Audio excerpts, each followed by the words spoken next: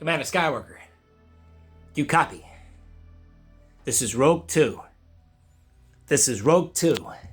Captain Solo, do you copy? This is Rogue 2. Hello there, only One Kenobi here, only one. One of my favourite pilots ever in Star Wars is Zev Seneska. I think that's his name. There he is, he's right there. I just loved him, and I loved Snowspeeders. And the noise they made.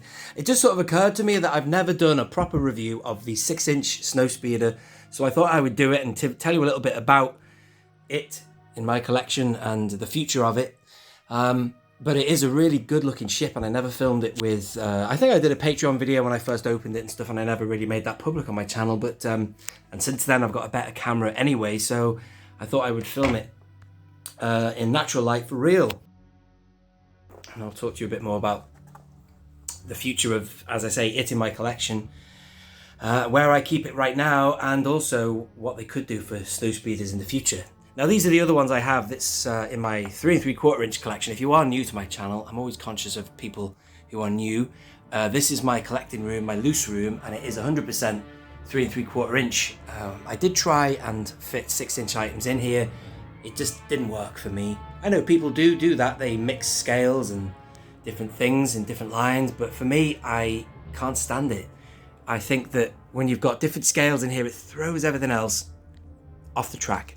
Now, clearly, you can see the majority of the stuff. Well, everything in here is 3 3/4 inch, and I've got vehicles and stuff. And if you just suddenly have an you said X-Wing, then a Snowspeeder in here, it doesn't work. And that's all I can say about that. You can either understand that or not really. But what I do appreciate is how good this vehicle is, how well made it was.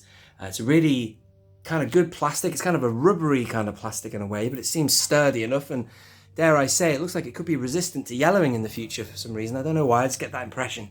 But it's amazing. And I do have the packaging. I'll show you as well. It came with Dak Ralter, which is quite nice. And I think I did an Instagram shot a while ago when I first opened it. I showed the camera noise, put it on there for you.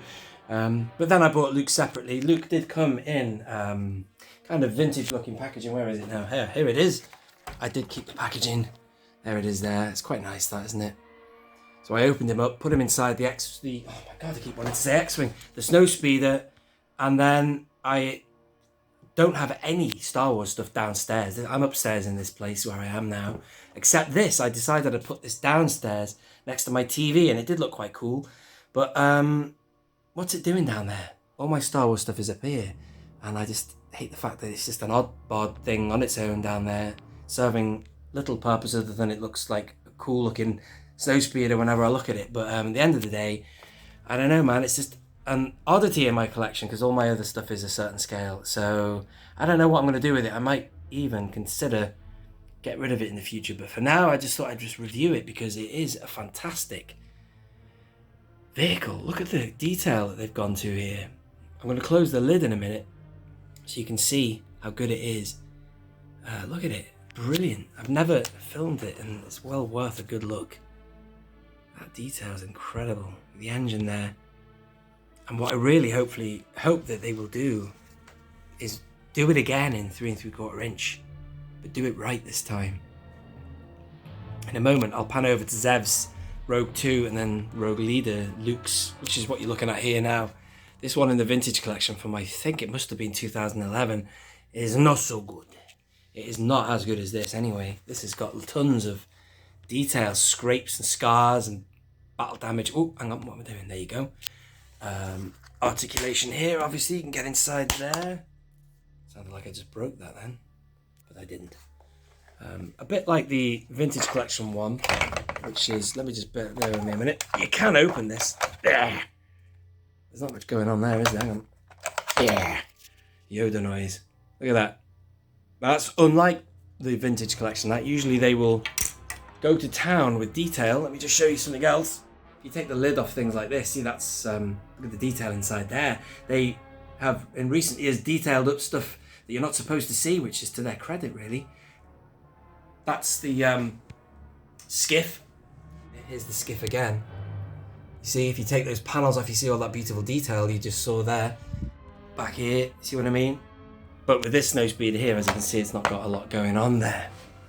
What I'm going to do is you've had a good look at Luke. It does look like Mark Hamill as well, doesn't it? Look at it, man. It's great. What else? Handles and stuff have we got there? Oh, yeah. Mark Hamill is just awesome in that film. And then you've got... Oh, Luke, we've got a malfunction in fire control. Might have to... something to do with the auxiliary. Just hang on. Hang on, Dak. Get ready to fire that tow cable. Feeling alright, sir? Sure like new, Dak. How about you? Right now, I feel I can take on the whole Empire myself. I know what you mean. Brilliant. Classic dialogue. Now, that is all about it. I can show you for how they look. Let's close this. It's quite hard to open this cockpit, by the way, once you've snapped it shut. But let's do it. Bear with me. And we're done. I love filming in natural light. Certain angles with the light catching it. Right, so check this out. Look at that detail. Look at that scarring there. That is brilliant. It just really annoys me because I don't want it in this scale. No offense, 6-inch fans. I mean, you're very limited on what vehicles you can get anyway. And this is a perfect vehicle for that scale. As would also be starfighters. Jedi starfighters would be good for you guys. But unfortunately, they've got, you know, nowhere to put this really. Certainly not in here anyway. It would just sort of wreck the perspective of like the, you know, the, what do you call it now? The barge, and you've got the Razor Crest there and the Falcon, and then if you've got a Snowspeeder the same size, you know, if somebody came in here who didn't know anything about Star Wars, they wouldn't really know anyway, would they? But let's be honest, still, no, I do. Wrecks my head. Shatters my own illusion. Brilliant though, absolutely fantastic ship. And again, going back to these, this is a big disappointment. I never bought that mint and opened it. I bought that in the secondary market from somebody, and it was complete and everything. But I just thought the weathering was just, I thought the finish was awful. And that will sort of bring us to Zev Senesca's in a minute. His is a good one, or better, and also scaled to the original vintage 80s one apparently. Look, that looks like Dak Dead, but no, that's an old Wedge Antilles figure. I've just thought I'd put in the back, and this is a Luke from the Legacy Saga Legends. Here you go, let's open it up. See, this actually looks so rubbish now compared to looking at the amazing 6-inch one. This looks really basic, and you know what, Hasbro, if you're watching me, you missed an opportunity in the 20th anniversary, 40th anniversary even, to bring this out again. Could have been done. Could have been epic. You could have brought out wedges maybe. Aha, you could have brought out wedges. Bear with me one moment, please. Check this awesome custom from Tatooine Customs. He did that. That was in the Black Series, that figure. Should have been put on a vintage card just like this. I say wedges, I don't know, man. I don't know, was wedges a red colour? I prefer the ones with the red on for some reason. I don't know why. Maybe they were the first ones. I don't know. Maybe it's because I like Zev Senesca and I saw more ones with red on than the grey. I do like Luke, obviously, and I would have preferred if this one had already been made as good as that. But I don't know, man. I just... yeah, I just think that it's yet to be nailed, really, in the 3 3/4 inch scale. I trust that the scale of this one is more accurate. But anyway, let's talk about scale. This one here is Zev Senesca's. This comes from the 30th anniversary, I believe. It looks way better. It's got like weathering on it and scars and stuff, which is, you'd think they would have done on the vintage collection. But they didn't. But the figure came with it, I think. And I never had a Snowspeeder in the 1980s. I would have loved one, man. I loved that Snowspeeder, as I said before. And when I first bought this and reviewed it, people commented and said, oh no, that's the same scale as the one. They used the same mold, basically, which is not uncommon. When they brought out the Millennium Falcon in the Power of the Force 2 line, they apparently used the exact same mold as the one from the 80s, which is fantastic. But there you go. That's a really good looking Snowspeeder. It's a bit flimsy though, and it's a bit weird. That cockpit always feels like you're going to break it, so that's why I don't even want to open it now. Speaking of cockpits, I'm going to take Luke out of that in a minute and show you what it's like in there. But there you go. I just thought I'd give you a little bit of waffle on Snowspeeders, my thoughts on them, and yeah, I just think that we've been underserved in the 3 3/4 inch, but this is phenomenal. But again, I don't quite know what I'm going to do with it. Just let me mount the cap. Bear with me. Good grief alive, that is really difficult to open that. And I think this is just attached with a little... There you go, let's just get Luke out a minute. Come on, Luke. Come on, Luke! Get out of there! Good luck, Luke. See you at the rendezvous. I think that's Wedge who says that, is it not? Dennis Lawson? Probably voiced over by somebody else. That's usually what happens to Wedge. So here's the cockpit. The detail's great, isn't it? Really nice. So there you go. It just gives me envy, this, as I say. We don't have this of this quality in our scale. I say ours, 3 3/4 inch. And I don't know what's going to happen. Will they maybe do it again? I kind of hope so, really. Although really at the minute I can't really afford any more stuff. There's enough stuff on pre-order. But yeah, there you go. There's a little bit of a waffle on the Snowspeeder, ladies and gentlemen. I hope you have enjoyed it. Really good, the Black Series vehicle though. If you're into that, and if you were just a fan of Snowspeeders, then God, pick one up, you know. Suit you just fine. And if I just pan out now, I'll show you the packaging. It's really nice, actually. Black Series is really good. It sort of screams a loud adult line, doesn't it, really? You know, sleek and contemporary. But there you go. You see it comes with Dak Ralter. And you've got the 40th anniversary emblem there, which is nice. There you go. Keep thinking that's Luke, but no, it's Dak. And then on the back, which rhymes with Dak, you got this. All that detail. If you want to freeze frame that, please be my guest. So I zoom in for you there so you can have a read of that. Snowspeeder. Dak Ralter. Nice photographs there from the inside. There you are. Lovely landing gear and all that's great. Oh, the detail. I didn't show you that, did I? Bear with me.